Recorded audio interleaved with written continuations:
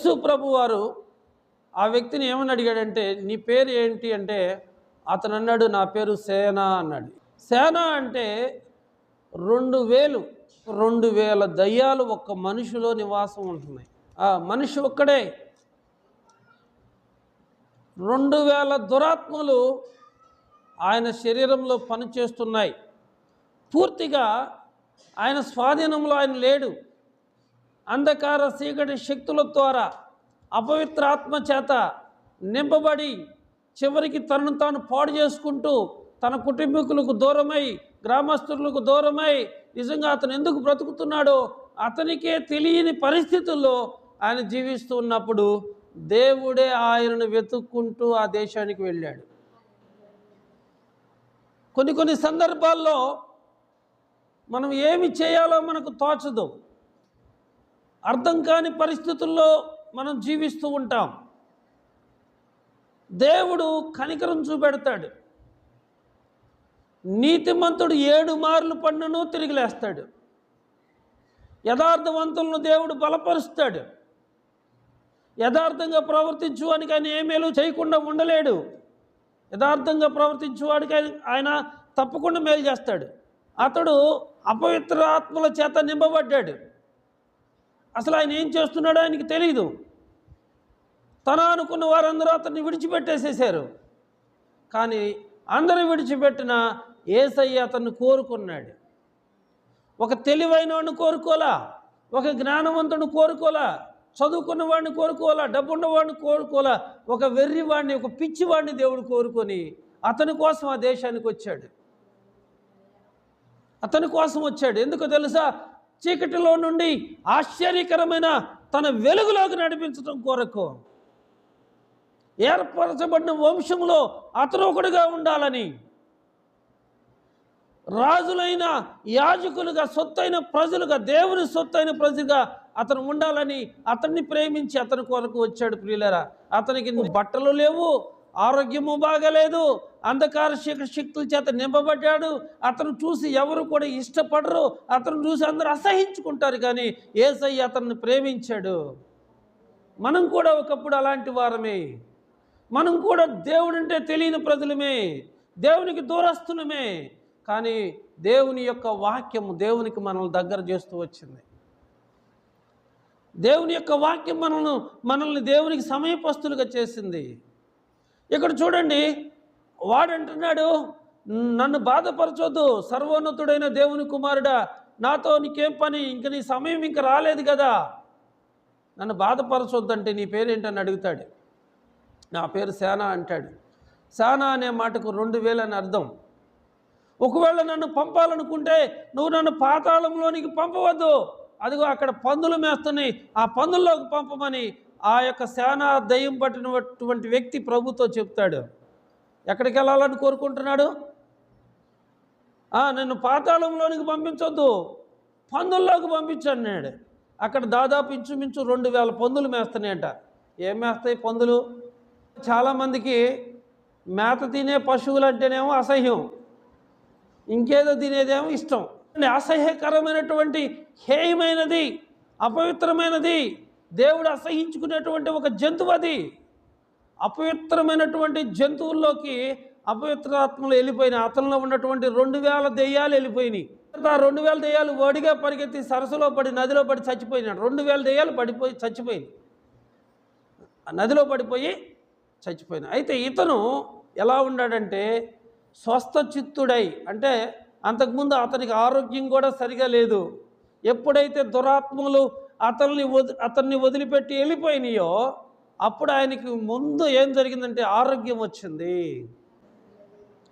చాలామంది అనారోగ్యంతో బాధపడుతూ అనేక మంది భూత వైద్యులు, దురాత్మలు వదిలించే వాళ్ళ దగ్గరికి వెళ్తూ నానా విధాలుగా మరి డబ్బులన్నీ పాడు చేసుకుంటూ ఉన్నారు. ఈ రోజుల్లో కూడా మూఢనమ్మకాలు, ఈరోజు కూడా మరి తంత్రాలని కట్టించుకున్నటువంటి వాళ్ళు అనేక మంది ఉన్నారు.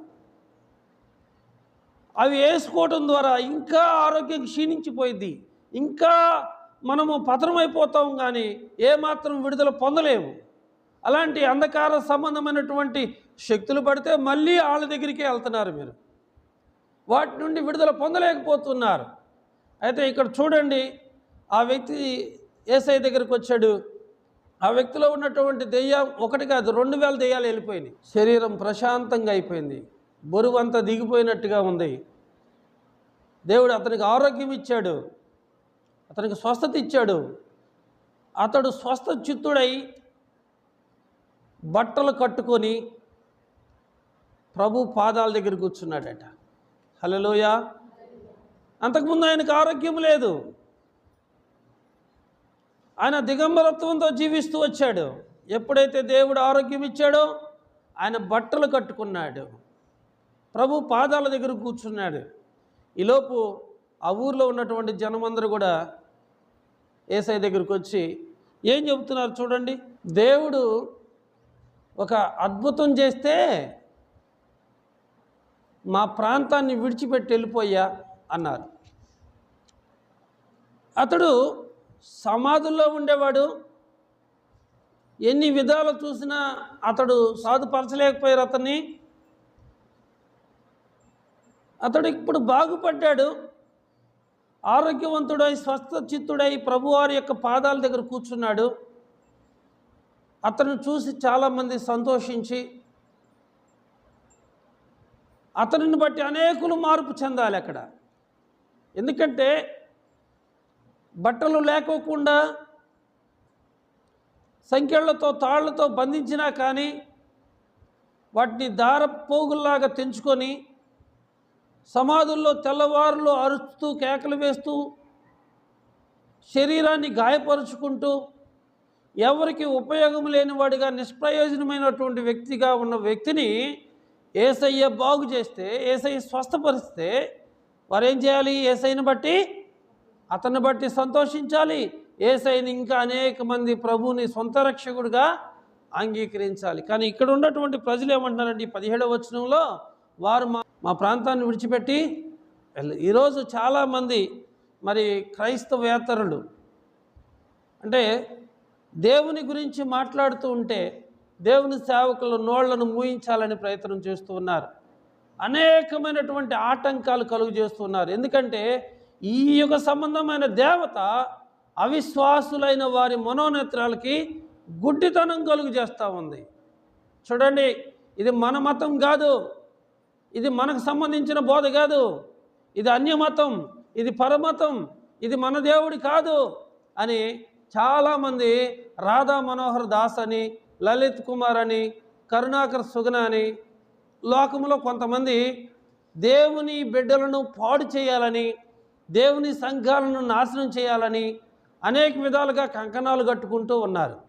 అయితే ప్రియమైన వాళ్ళరా, వీళ్ళకి మించిన వాళ్ళే క్రైస్తవ్యాన్ని ఆపాలనుకొని చివరికి చేసేది లేక క్రైస్తవులుగా మార్చబడ్డారు. నిజంగా దేవునికి వ్యతిరేకంగా నువ్వు పనిచేస్తూ ఉంటే మరి జీవం కలిగిన దేవుని చేతిలో పట్ట భయంకరం.